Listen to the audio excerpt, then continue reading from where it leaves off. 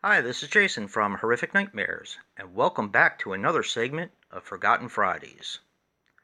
Now, this week I wanted to check out a movie that I haven't seen in quite a while, and that film is Darkness Falls. Now, Darkness Falls is a 2003 film which runs 86 minutes and is directed by Jonathan Liebesman. Now, he was responsible for quite a few decent movies. He was responsible for Texas Chainsaw Massacre: The Beginning, Battle Los Angeles, Wrath of the Titans, the Teenage Mutant Ninja Turtle film that was done in I think around 2010, 2011, I think. And he directed 2 episodes of a series that I did watch until it ended called the Shannara Chronicles, which was basically fantasy, but it was pretty good. Now this stars Chaney Clay as Kyle. Now, unfortunately, he passed away on July 24th of 2007 at the age of 34 due to sleep apnea, which is actually kind of creepy because part of this movie is not being able to sleep and being afraid of the dark. And just thought that was kind of odd that he passed away because of that.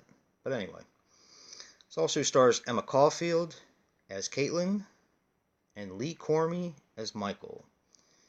And basically, those two, all 3 of them actually did a bit of television. And that's about it for their resume.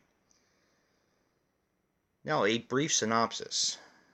150 years ago, in the town of Darkness Falls, Matilda Dixon was loved by all the children. They would take their fallen teeth from her to her in exchange for a gold coin. Well, apparently her house on Lighthouse Point caught on fire and she was hideously scarred, burned. After 2 children went missing, they blamed her and they hung her. And she vowed revenge. When the child lost its last baby tooth, which she gave, she would take in revenge. And that's basically the story. We follow Kyle when he's a child. He loses his last baby tooth, and she comes basically to collect and kills his mom.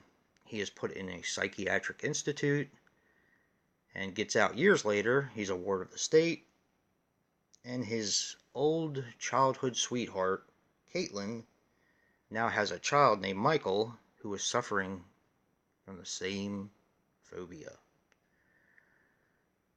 The Tooth Fairy. That's basically where I'm going to leave it. I remember really liking this film when it came out. Of course, I probably haven't seen it in about 12 or 13 years. I've had it on DVD forever, just haven't rewatched it. And I will say it doesn't hold up quite as well as I remember it, but I still do like it. I still think it has some definite creepy parts, and the acting is pretty darn good. Now, some interesting things about this film. This film was made for $11 million, and it grossed quite a bit. So it definitely made its money back plus. Worldwide gross, I can't remember exactly, but I believe it was like at 54 million. So it did pretty well. Another interesting thing, the credits actually run for 11 minutes in this film. Reason why that is, it is an 85-minute long film, or 86 minutes rather. 11 minutes of it is credits, and they had to make the credits longer for it to get a theatrical run. Also, the theatrical poster of this film had an R rating, but in fact, it was only PG-13. Now, I know a lot of people have a problem with PG-13 horror movies. I'm not one of those people. I'll pretty much give anything a try. If I like it, I like it. If I don't, I don't. I don't really let the rating dictate what I watch. But yeah, I mean, this has some creep value. It's not really bloody, but you know, like I said, it was PG-13. And the last interesting thing about this, which I thought was pretty cool, is the sensory deprivation tank was actually an MRI machine. So I thought that was pretty cool. I knew I recognized that. But when I looked it up, I was like, yeah, that's definitely an MRI machine. Now, I know this has a lot of mixed feelings about it. Some good, a lot bad.